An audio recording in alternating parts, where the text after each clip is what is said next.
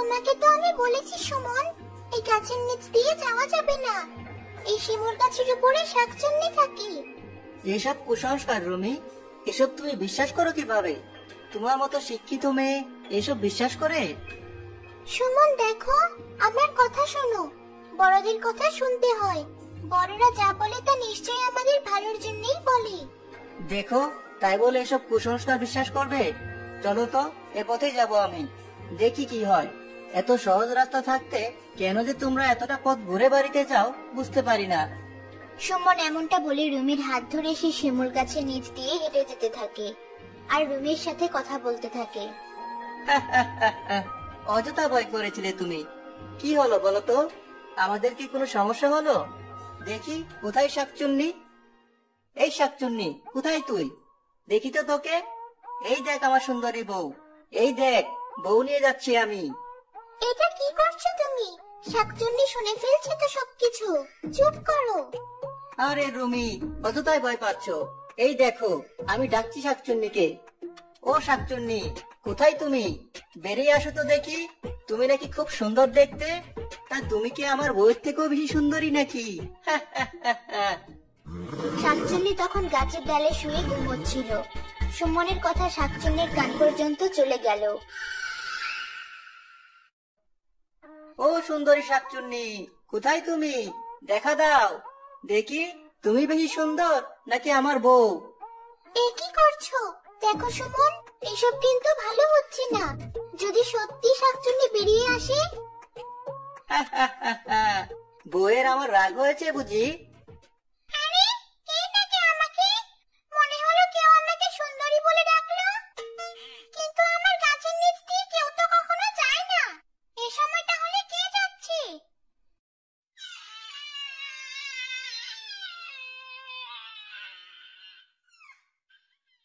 আরে, এই ছোড়া তো দেখতে বড়ই সুন্দর। এই ছোড়াই কি আমাকে সুন্দরী বললো? দেখি তো একবার নিজেকে। শাকচুন্নি নিজের জাদু শক্তি দিয়ে একটা জাদু আয়না নিয়ে আসে আর সে আয়নায় নিজেকে দেখতে থাকে।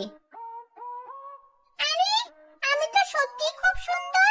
নিজের দিকে এতদিন কেন যে খেয়াল করিনি। আহা, আজ যদি বেঁচে থাকতাম আমারও সুন্দর একটা বর হতো, অনেক বড় একটা ঘর হতো। শাকচুন্নি আয়না দেখে নিজের প্রশংসা করতে করতে সুমন আর রুমি সেখান থেকে চলে গেল নিজেদের বাড়িতে।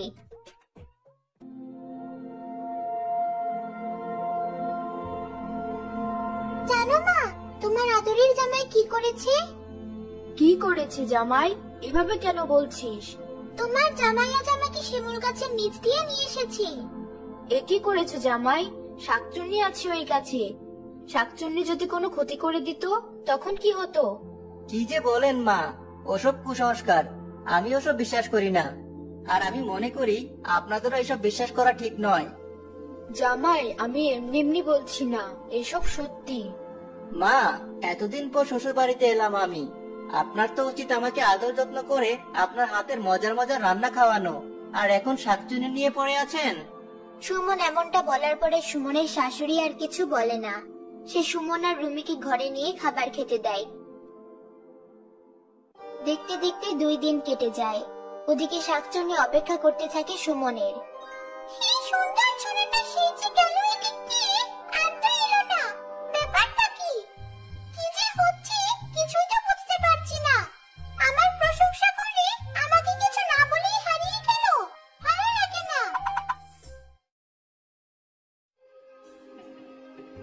মা, আজ আপনাদের বাজারে যেতে হবে না। আজ আমি বাজারে যাব, সাথে আপনার মেয়েকেও নিয়ে যাব। ও বলছিল অনেকদিন নাকি গ্রামটা ওর ঘুরে দেখা হয়নি, তাই একসাথে গ্রামটাও ঘুরে দেখলাম আর বাজারও করে আসলাম। আচ্ছা বাবা, বেশ, তবে সাবধান, শিমুল গাছের নিচ দিয়ে যেও না যেন। ঠিক আছে মা, আমার মাথায় থাকবে এসব। অযথা চিন্তা করবেন না তো।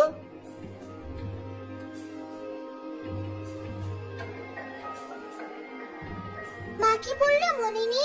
আবারও তুমি এই পথ দিয়ে যাচ্ছ? অযথা এতটা ঘুরে যেতে ভালো লাগে না রুমি। চলো তো, কিছু হবে না। সুমন রুমির কথা না শুনে শিমুল গাছের নিচ দিয়ে যেতে থাকে আর বলতে থাকে, দেখো তো কি হলো, শাকচুন্নি কি কোনো ক্ষতি করেছে? অযথা তুমি আমাকে এ পথে আসতে আটকাচ্ছিলে।